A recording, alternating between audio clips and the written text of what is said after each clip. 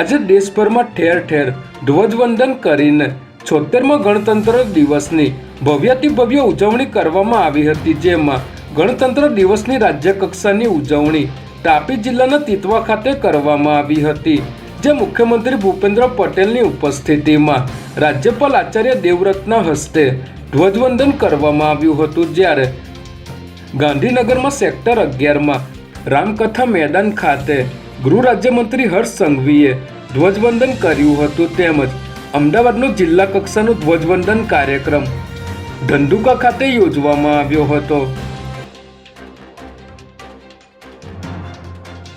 નારોલમાં દારૂની 3 બોટલ સાથે એક વ્યક્તિ ઝડપાયો હતો, જેને નારોલ પોલીસ સ્ટેશનની હદમાં આવેલ કર્ણાવતી ચોકીમાં ફરજ બજાવતા બિપિનભાઈ અને ખાનગી માણસ બાલકૃષ્ણ શર્માએ કેસ દાખલ ન કરવા અને વાહન જપ્ત ન કરવા બદલ 5 લાખની માંગણી કરી હતી અને 70,000 લેવાના નક્કી કર્યા હતા, જેમાં 20,000 રૂપિયા તે સમયે લઈ લીધા હતા અને બાકીના 50,000 રૂપિયા લેવાના બાકી હતા। ત્યારે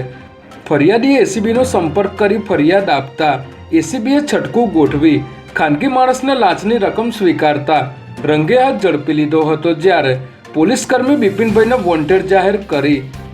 આગળની તપાસ શરૂ કરી છે।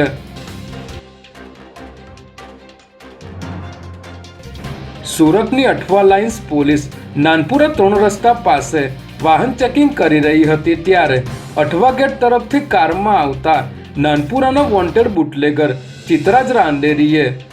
હેડ કોન્સ્ટેબલને ટક્કર મારી હતી, જેમાં પહેલા રાઉન્ડમાં ટક્કર ન વાગતા બુટલેગર યુ ટર્ન લઈને ફરી આવ્યો હતો અને હેડ કોન્સ્ટેબલને ઉડાવ્યા હતા, જે બાદ બુટલેગરનો પીછો કરી તેને પકડીને પોલીસ સ્ટેશન લાવવામાં આવ્યો હતો। ત્યારે